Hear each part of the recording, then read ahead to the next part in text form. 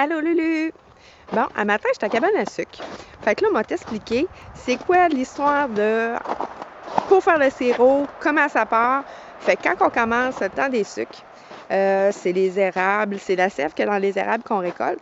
Fait que les gars, ils installent, quand c'est vraiment traditionnel, là, c'est non fait à la tubulure, on installe des chaudières. C'est comme ça. Fait que, on installe un petit chalumeau. Il faut que je me penche. Bon, un petit chalumeau comme ça. Si je lève le couvert, tu vas voir, là, c'est comme ça. Fait qu'on voit, là, les gouttes qui tombent. Fait qu'on récolte de l'eau.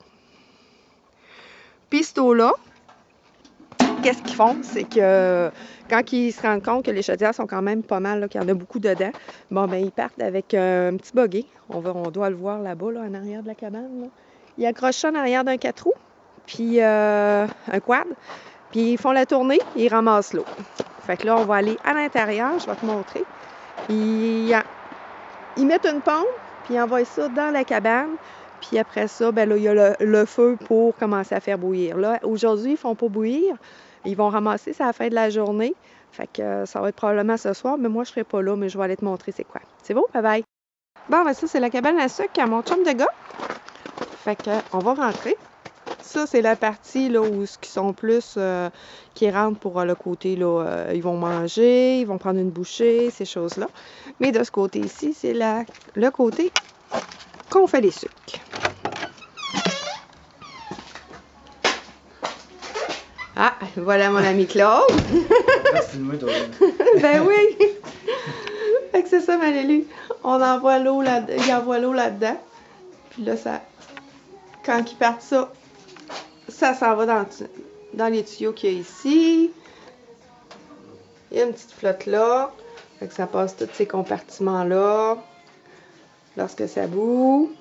Et ça termine ici. La densité qui va faire que c'est le sirop dans le devant qui est tout le temps poussé. Attends un petit peu. On va avoir un petit cours 101. Ah, un petit cours 101, j'ai dit. Ah ouais, mon Claude. OK. T'as ton eau d'érable qu'on a pompé, qu'on a envoyé dans le contenant qui est là.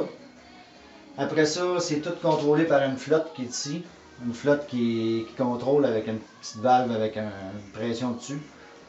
Après ici, tu as une bouilloire avec des plis dedans pour que ça boue vraiment beaucoup. Parce que c'est elle qui réchauffe.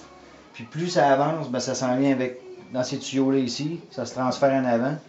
Puis après, ben, il y a juste un petit trou ici sur le devant avec la densité. Aussitôt que la densité est plus élevée, plus qu'elle est élevée la densité, ben, ça pousse. On pourrait avoir une autre panne encore, puis le sirop se ferait dans l'autre panne en avant. Mais là, elle se fait ici en avant.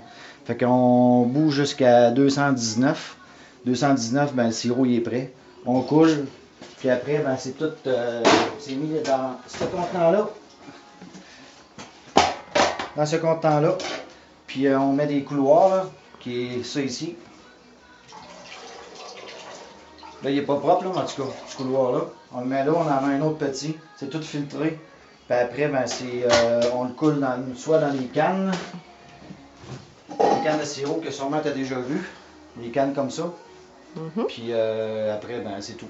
Si tu veux faire de la tire, ben, tu te sers de ce sirop-là pour chauffer ton sirop pour qu'il devienne encore plus élevé en température. La tire, c'est environ à 2,32,5 à peu près. Puis tu peux manger de la bonne tire. Sinon, ben, à 2,31 comme ce matin avec Isabelle, on va faire du beurre d'érable. Fait que il va être à 2,31 pile. J'arrête la cuisson. On le laisse refroidir. Puis on laisse baisser ça jusqu'à 90 Fahrenheit. Ben, après, ben, on brasse. Et le tour est joué. Merci, Claude.